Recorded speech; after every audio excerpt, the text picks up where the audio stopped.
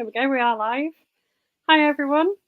So happy to welcome our guests back today. Do you want to tell us a little bit about yourself and your books? Absolutely. And thank you again, Caroline, for having me back. It's very cool to be back again. My name is Dinuka Mackenzie, and I am the author of the Detective Kate Miles series. So there's 3 in the series so far. We've got The Torrent, Taken, and Tipping Point, which was just released in the UK, so July the 18th. So now all 3 books are in the UK because they've also been released in Australia. So and so basically the books are police procedurals set in the Northern Rivers area of New South Wales, which is sort of like a subtropical area, like between the states of, like the border region between the states of New South Wales and Queensland, for people who kind of know the east coast of Australia. So it's actually very green compared to sort of like I guess a typical outback noir book. So this is, we're talking very green country. And so basically it follows my main protagonist, Detective Kate Miles, who is, a mum as well as a police officer. And the books essentially explore sort of the tension of her having to juggle both those 2 lives, like her family life and her professional life, because she's very good at what she does and she loves what she does, as a police officer. But she obviously, loves her family as well, and the pressures of both those 2 things, which kind of pulls her from either side, is what I explore in the books, as well as, of course, the mysteries. So each book can obviously be read as a standalone because they're absolutely standalone mysteries, but obviously the books follow the same set of characters, which is Kate herself, her own family, which is her husband and her son Archie, and her new bud as well, and then her police family, of course, and then the crimes and etc. So in The Torrent, we meet her very heavily pregnant with her second child, and in Taken, she's a new mum, like a new mum with a second child, kind of going back to work and kind of juggling those 2 things. And then in Tipping Point, which is the brand new book, we meet Kate sort of closer to Christmas. So it's a typical Australian Christmas, very hot, and this book very much deals with her relationship with her brother, Luke. And Luke, in the other 2 books, we don't really get to hear much about him. He is he's a bit estranged from the family. There's a few family tensions that are running through, and he actually lives in Sydney. So in this book, when the book opens, Luke is actually has come back to Esserton, this fictional town in the Northern Rivers, for the funeral of one of his childhood best friends. And a couple of days after that funeral, we find out that his other best friend from high school is also found dead in the back paddock of his property. And very soon after that, Luke himself is identified as a person of interest in that case, which places Kate in a very kind of impossible conflict of interest position. And she's kind of forced to kind of contend with loyalties to the police force and her family, and kind of the story goes from there. Good description. I think it's also good that you kind of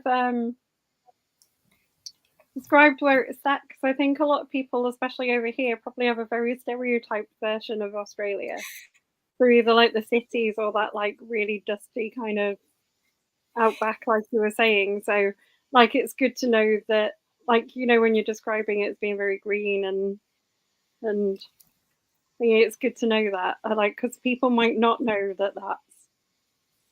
Yeah, exactly. And that's the thing, because I think there is a at least for some people, there's a view that, the outback starts very quickly, after the cities. And of course, that's not the case. You have to travel quite a bit inland in order for it to get to that kind of dry country. But there is, of course, this kind of coastal hinterland, which is where, really the majority of Australian, like I guess the majority of the population is really around, the coastline, and either in the big cities, but also these regional towns, a few, like say an hour from the coast, or, a few hours from the coast. And so you have this kind of, obviously the coastal towns or the big cities, and then the coastal towns, but then this kind of rural hinterland as well, where where agriculture is still, happening. And in this case, this town is absolutely, I mean, it's a fictional town, like, because I don't personally live in that area, so I was very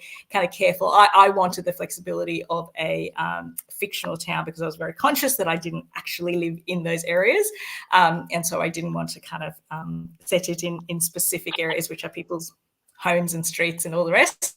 But in terms of the broader setting, it is very much subtropical, and it's hilly, and incredibly green and very beautiful.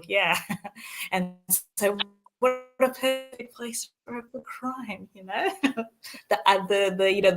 the what's called the darkness that simmers underneath these beautiful settings.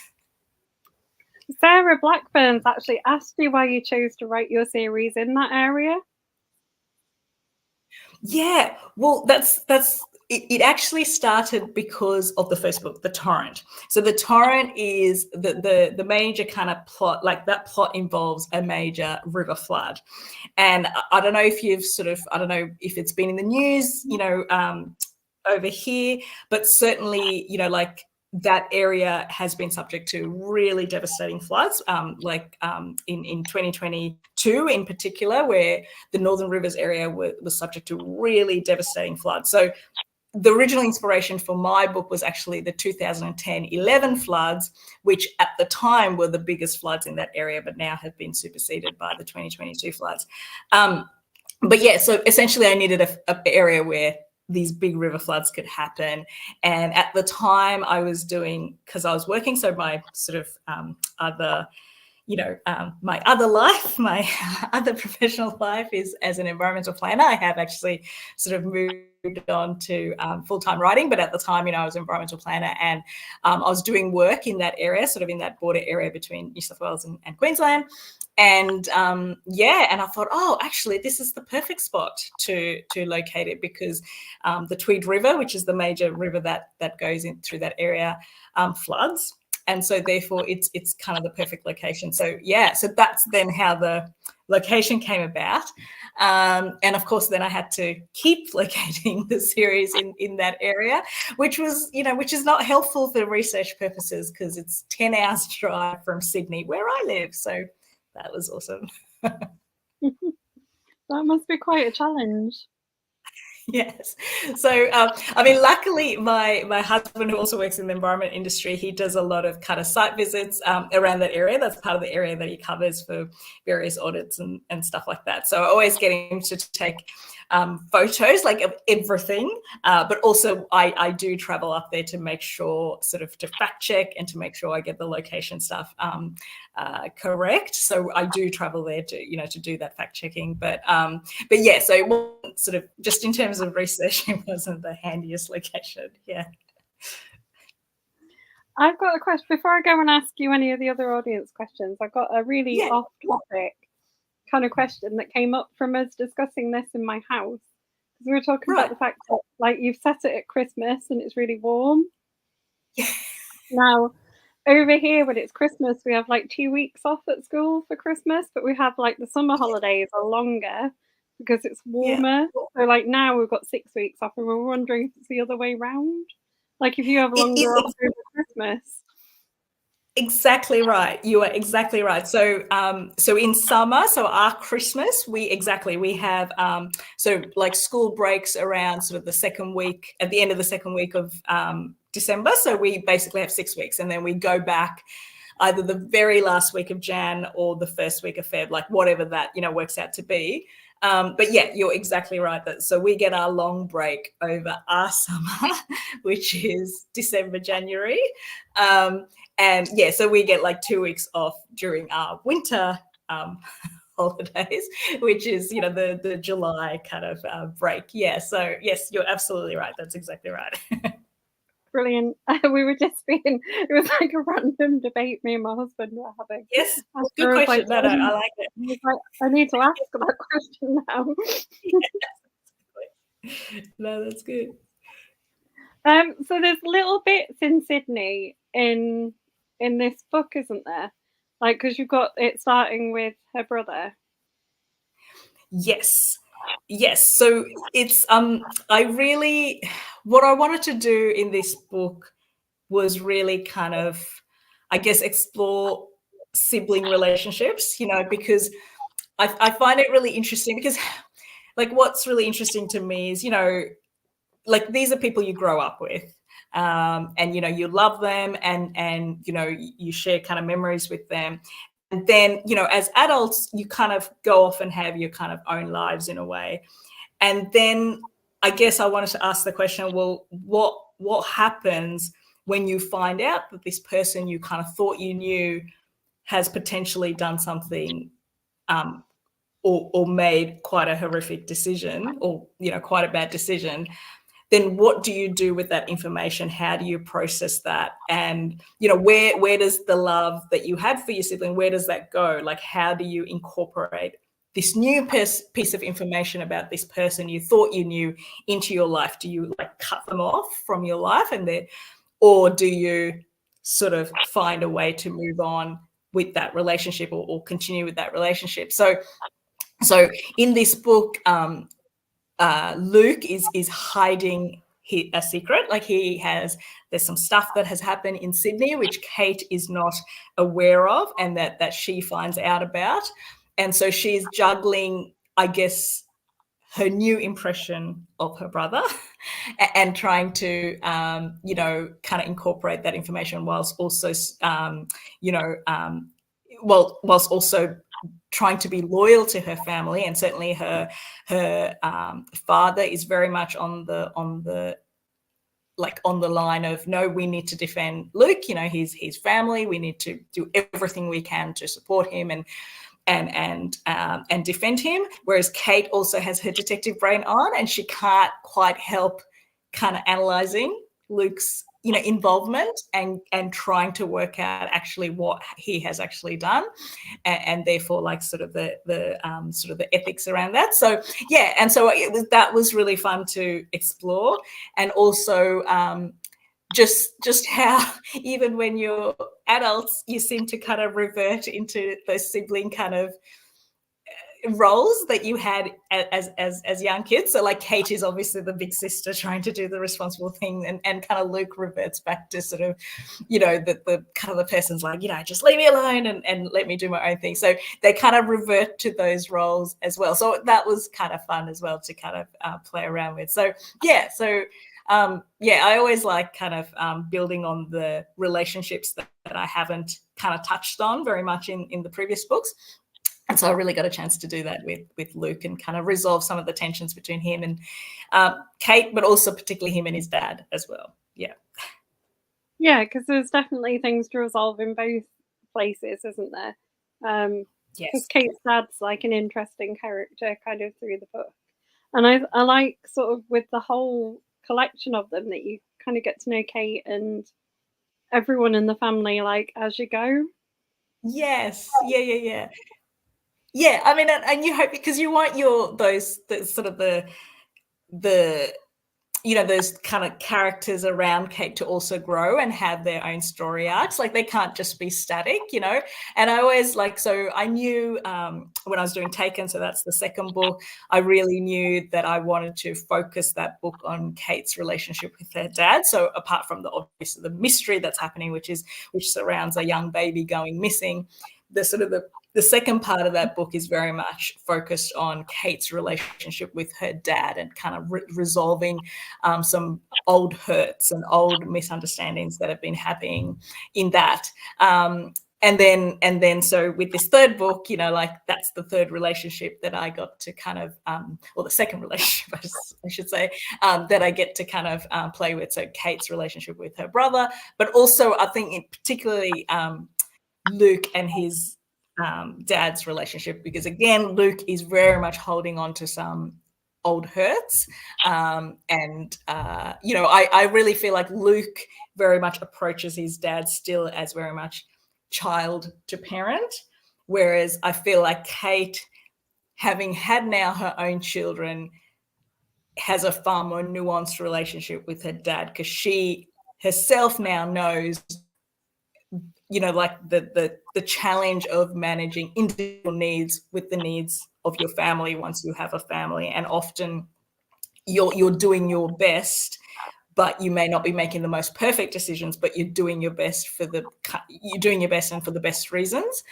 Whereas Luke is very much still like, no, I should still be the center of your universe because I'm your child, and he's not really seeing his dad as an individual person with individual needs. And I think he kind of, and that's something I get to look at in this book. Yeah. Nice. You said you're working on a standalone at the moment, right? Yes.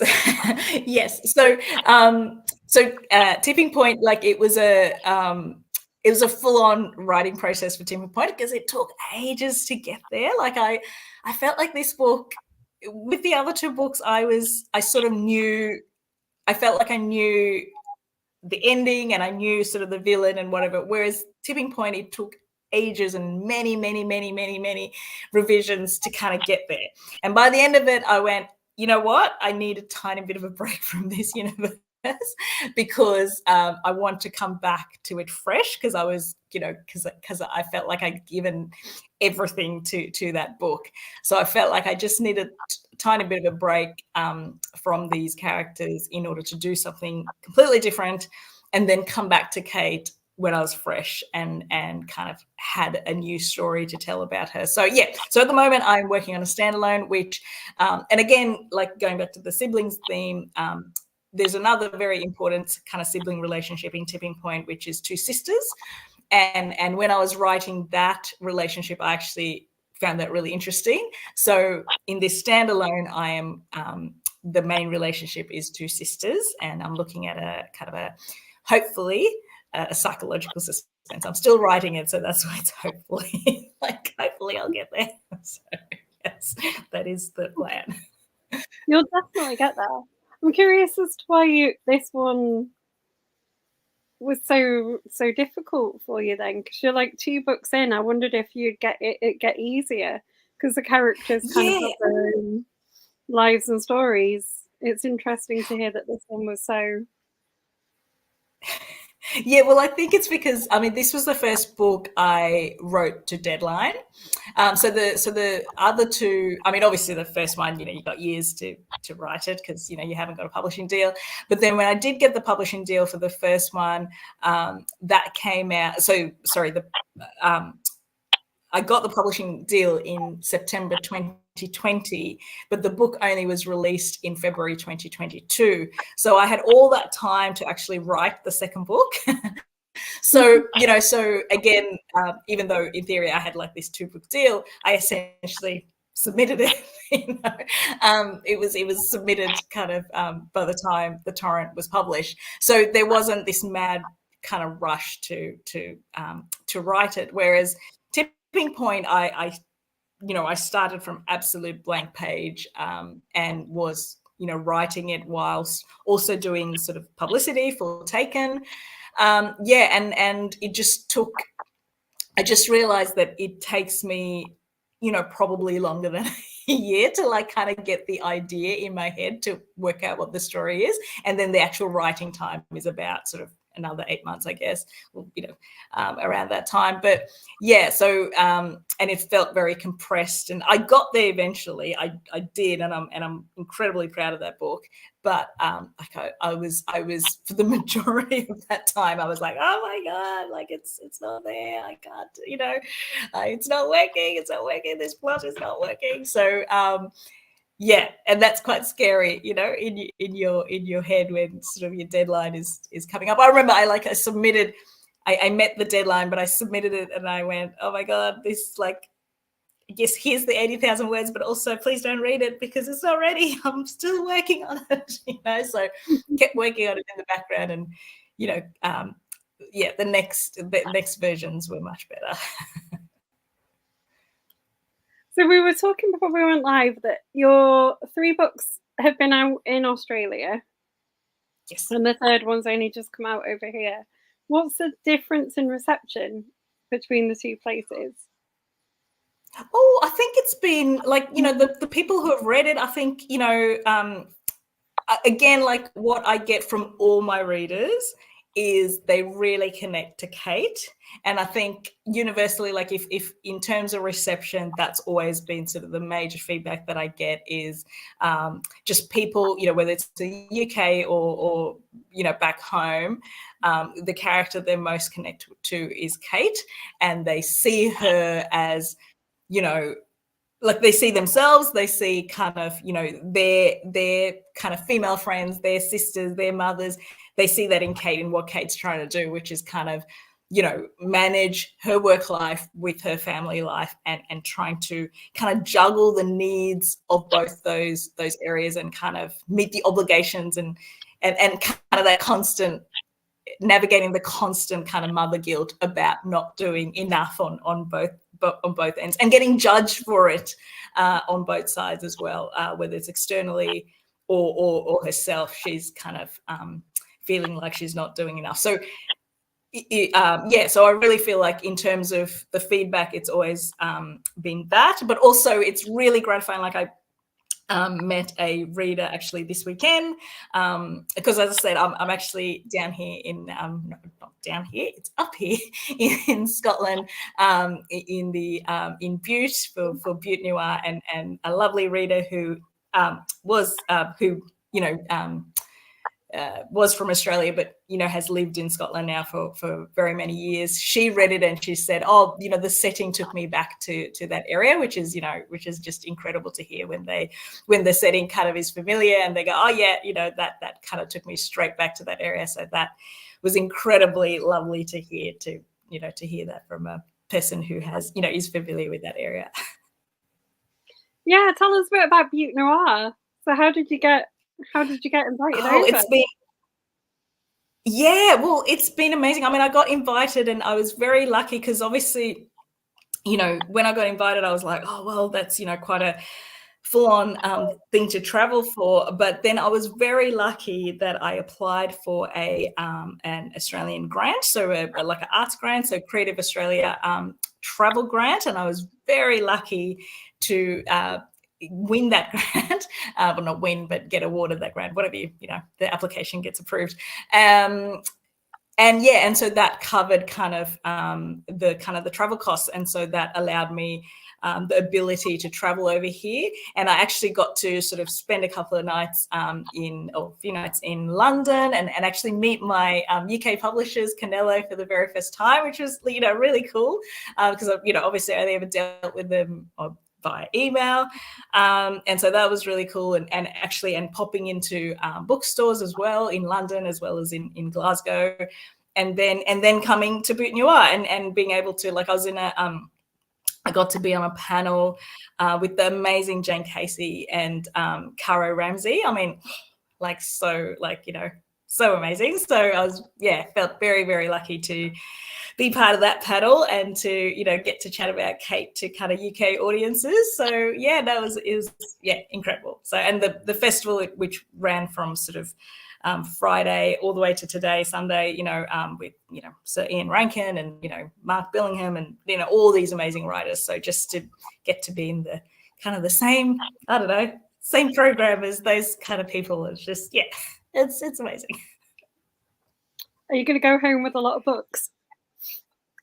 Oh, well, okay. So I have traveled so light. So because I knew there'll be a lot of traveling and a lot of tube, ferry, plane, train, all these kind of things, I made myself I packed everything into a carry-on bag or luggage. And so I am not bringing home physical copies of books, but I am downloading them all into my e-reader, because there's no way I could take all of that back in my tiny little suitcase. But I did that on purpose because there's no way I was going to be able to, lug a massive bag on all the transits that I got to do. So, yeah. That makes sense. Yeah. So how long have you been over for? It's not that long. So I literally, I know this sounds crazy. I came here on the 29th and I'm leaving tomorrow.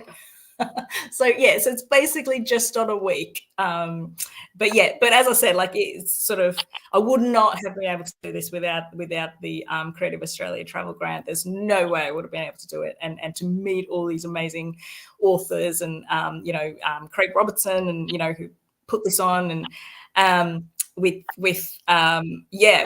Print Point, which is this amazing indie bookshop in Rossi, as they call it. I got that wrong because I thought it was like Rotsay, but locals pronounce it Rossi. So I'm doing it the right pronunciation, hopefully. So it's just I wouldn't have been able to do it without that kind of travel grant. So which is why it's compressed. It's just basically meeting my publisher and then visiting bookstores and then getting to come to the festival. So yeah. Still amazing though. Like Sarah's just had a dream come true to do. Yeah, totally. Completely. Yeah, absolutely.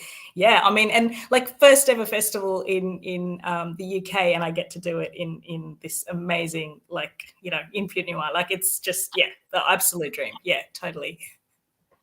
Yeah, it looks a beautiful place. I've not been to Putte Noire, but it looks amazing. No, look, I must admit I had to Google it when I was told about it, but honestly, it's just exceeded all my expectations. I mean, it's just gorgeous. Like it's rainy today or like tonight, but we've had these. Yesterday was beautiful and sunny, and just I was got to walk up to town and see Rossi Castle and like all these amazing, like there's a ruin and it was beautiful. Just the blue water and it was great. Yeah. So let's go back to the book. Sorry, I dragged you off topic. Let's go back to the book. You were saying about people really responding to Kate, and I think it's probably because she is quite a normal person, isn't she? She's just, she's got her own problems. She gets irritated by like random things. She's, like you said, balancing motherhood and like her job and trying to be good at both.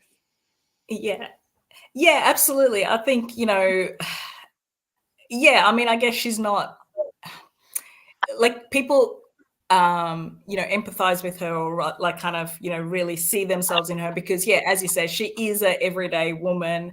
I mean, she's not sort of like a, I guess like a superhero, like like an action hero type cop. She's or a maverick type cop. She is very much an everyday woman just trying to do the best she can in kind of those situations. And sometimes she doesn't actually make the best decisions.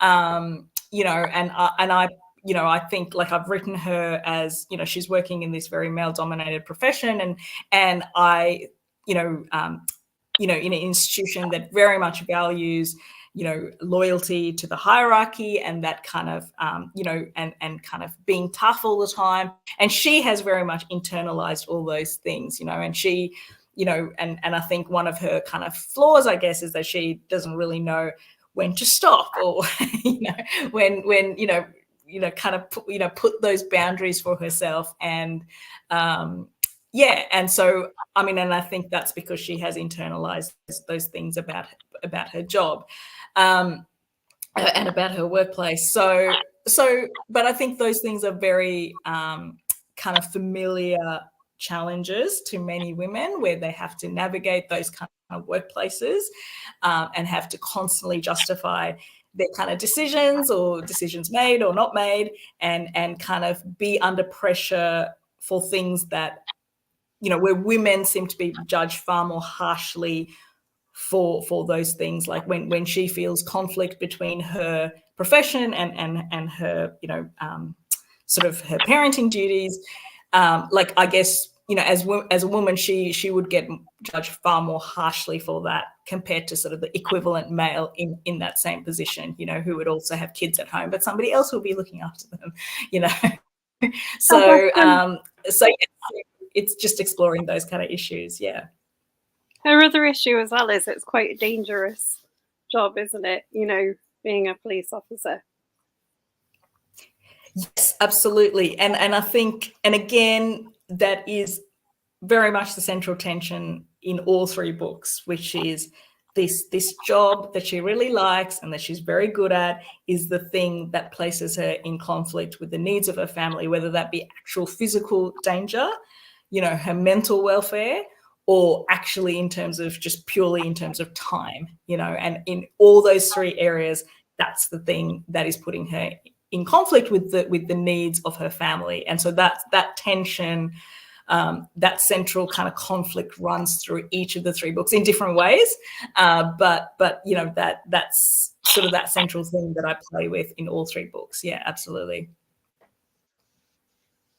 What you've been asked what's next for you, so you've got your standalone. We talked about the fact that obviously when you go back to the series, there's going to be some changes in it without giving away any spoilers. Like it's left kind of open with her kind of questioning some things about her future, isn't it? Yeah, look, I've left her in a good place, I think, in terms of where I have a lot of flexibility on where I take that, where I take the series from now, just the way I've left sort of her. So it gives me scope to kind of, potentially age her a little bit before I come back to the series. Because one of the things is, like Kate's kids are very young, but like my kids are much older now. And so it's hard to remember what sort of babies did, like what does an 8-month-old do? I have no idea. I can't remember. So it will be easier if the kids were a tiny bit older, and it will allow me to kind of explore different aspects of Kate. Because again, I don't want to do the kind of the same thing over and over again. And I feel like, certainly with Kate and her her challenges around motherhood and kind of that conflict, like I have spent kind of 3 books like really, nutting that out and saying kind of almost everything I wanted to say about those issues. So to come back to Kate, I want to take her in a different direction and sort of explore different things with Kate. So so as I said, where I've left her, I feel like I can come back and have a bit of flexibility in where I take her. Yeah. I think there's probably a bit of scope for her exploring her identity a bit more as well, isn't there? Because she's got a mixed parentage, and she does talk about it a bit in the 3 books, but I always feel like there's probably more for her to say about that or work out about that. Yes. Yeah, absolutely. So her heritage, so as you said, so she's born in Australia, but her mum is, of Sri Lankan heritage, and her dad is, white Australian. So she has lived her whole life in Australia. And so there are very much threads around her heritage and sort of how people perceive her and then how she perceives herself. Whereas, she considers herself very much Australian, whereas, she navigates various conversations around where she's from and all those kind of conversations. And certainly I think there's more to develop in those areas as well. Like I completely agree. So yes, so that's definitely a thread that I could focus on in the future. Yeah, absolutely. And so there's quite a bit that I could look at in that area. Absolutely. Is some of those like a little nod to your own heritage as well that you've like written in there with Kate? Yeah. Like so I mean, this is not a spoiler because I refer to a particular cookbook that she uses in Tipping Point, and that is very much like the Daily News cookbook, which was very much a kind of a Sri Lankan kind of staple, like it has all the Sri Lankan sort of like all the recipes, and I have a copy of that in my household, and my mum does, and I remember my grandma had one as well. So yeah, so that's very much, yeah, those are absolutely bits from my kind of heritage, and some of the food that she cooks in this particular in this book are some of my favorite recipes. Some of my favorite kind of Sri Lankan recipes that I love to eat. So so there's threads of absolutely my heritage coming through in some of those narrative threads. Yeah.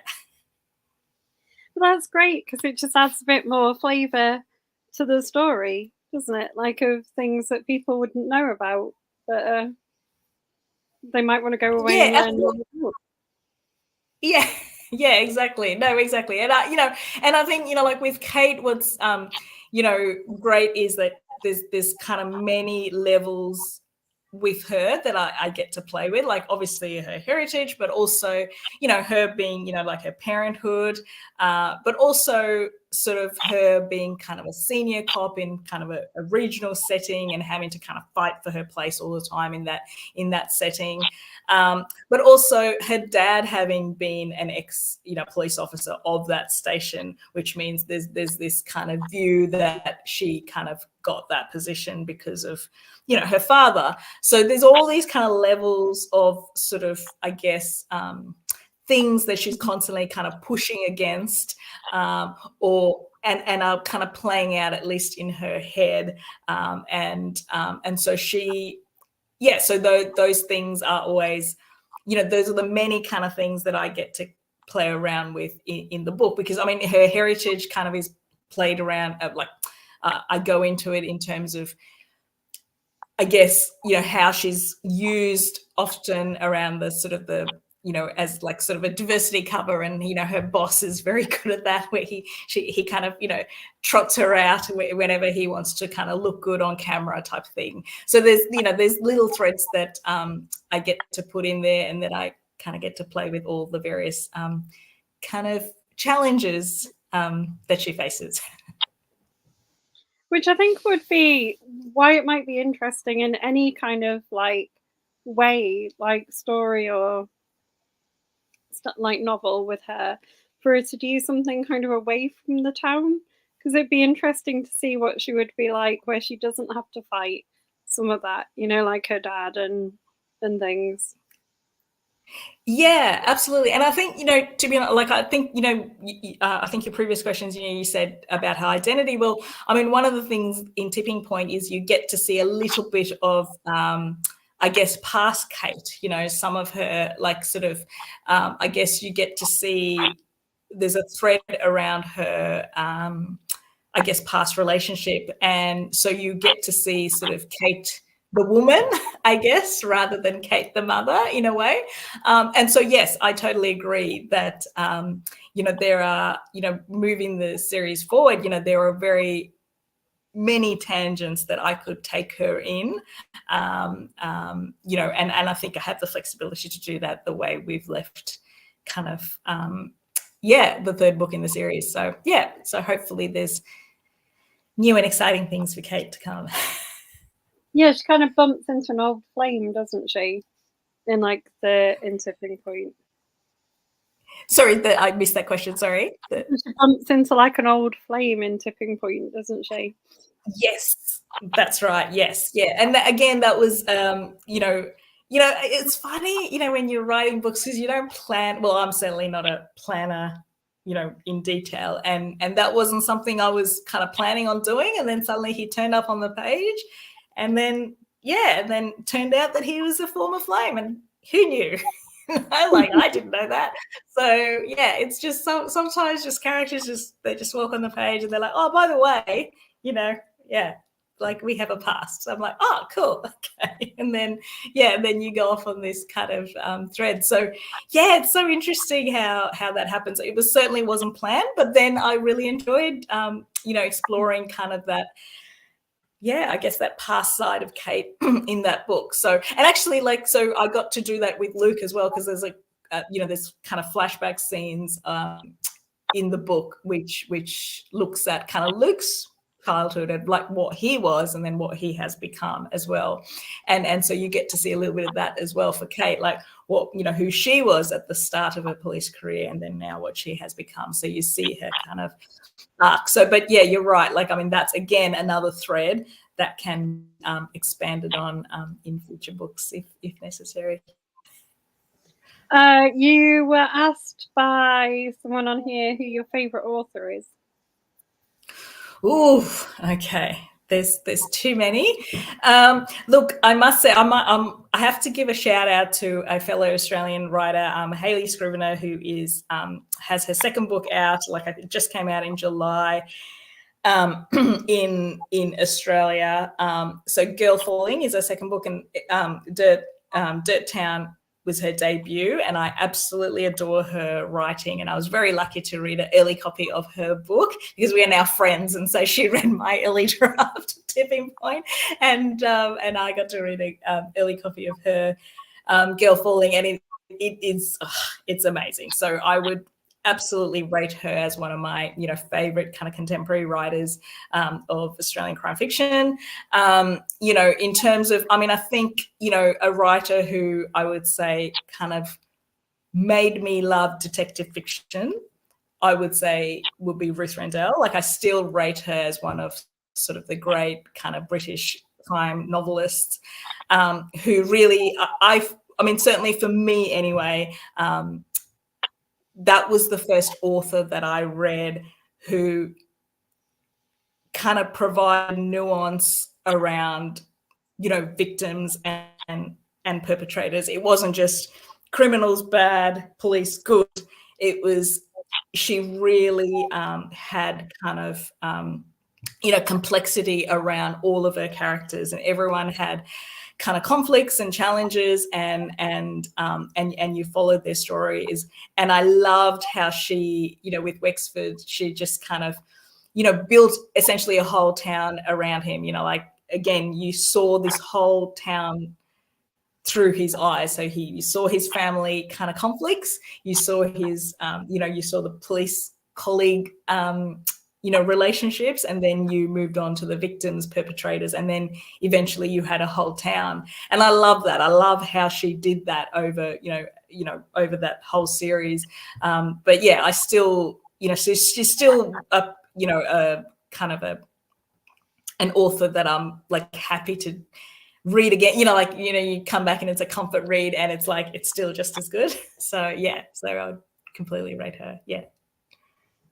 Brilliant.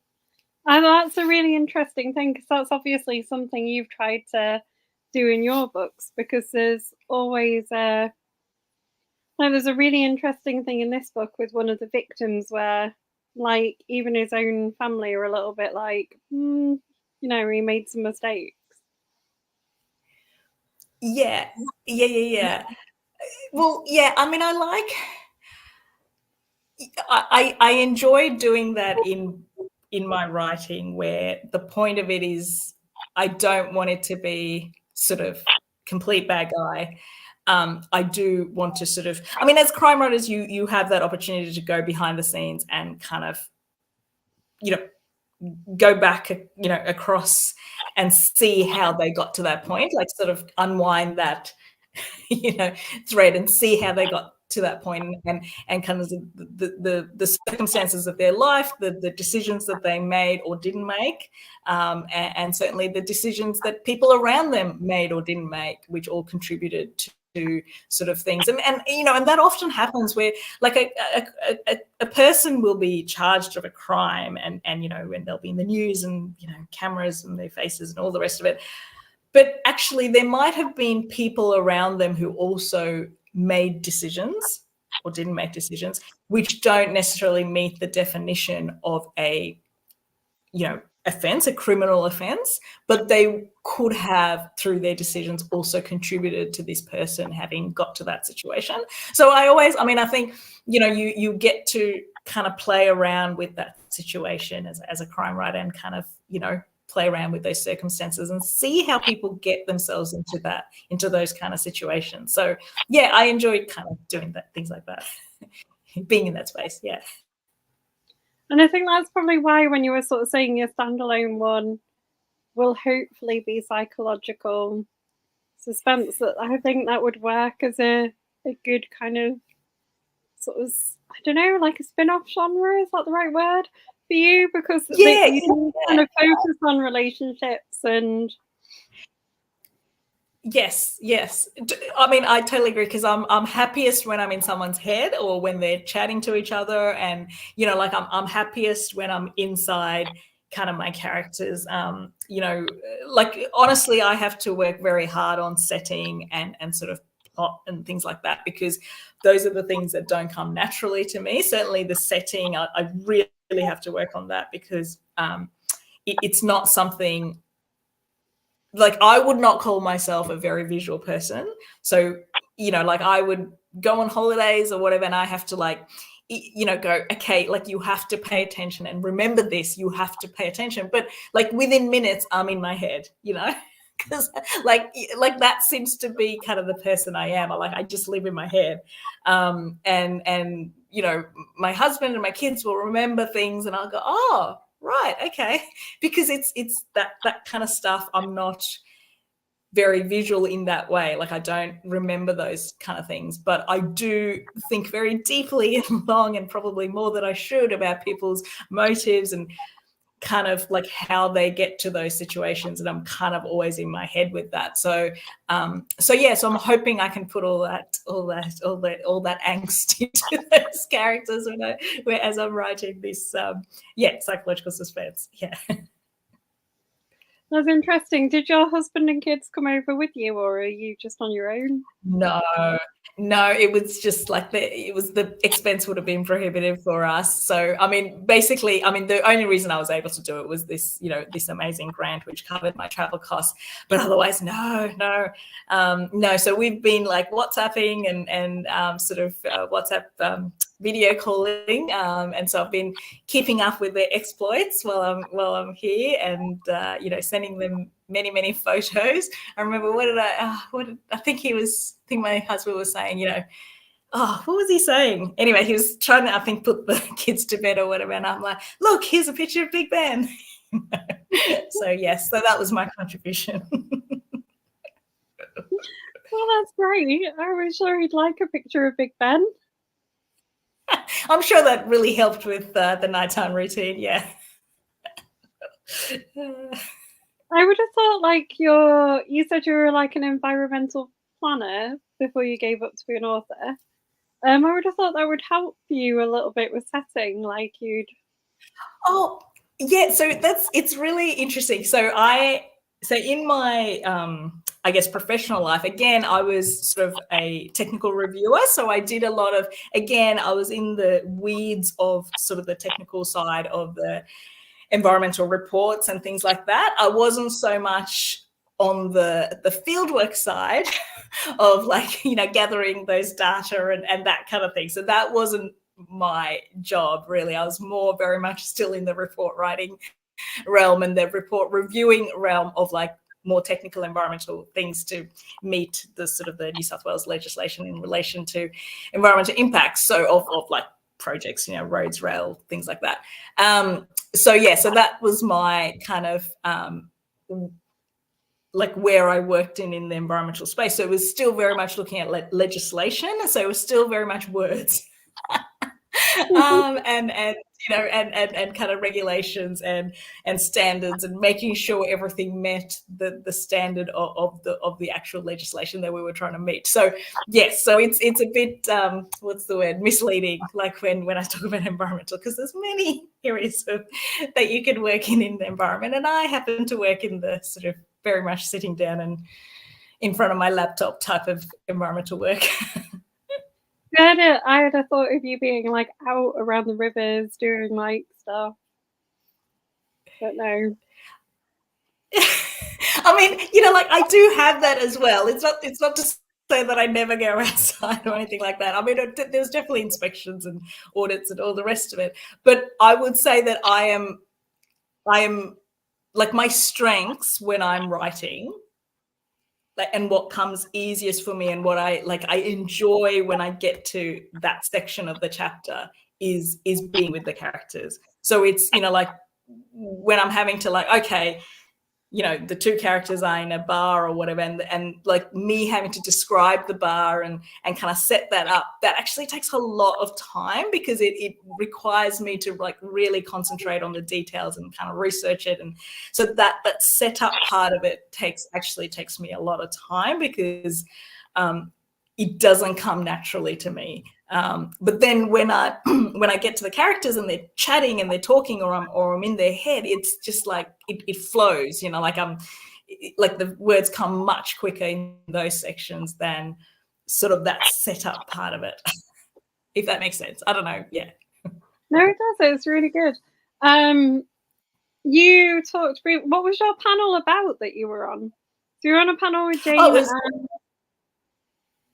Yes, yeah. So it was called it's a fair cop, and so it was about police procedures. So the three of us, obviously, have kind of these detective series. So yes, so we both kind of talked about that, and I guess the policing in sort of nowadays, and sort of the complexities around that, given what's happening in the news around, police and sort of, whether they are still the good guys.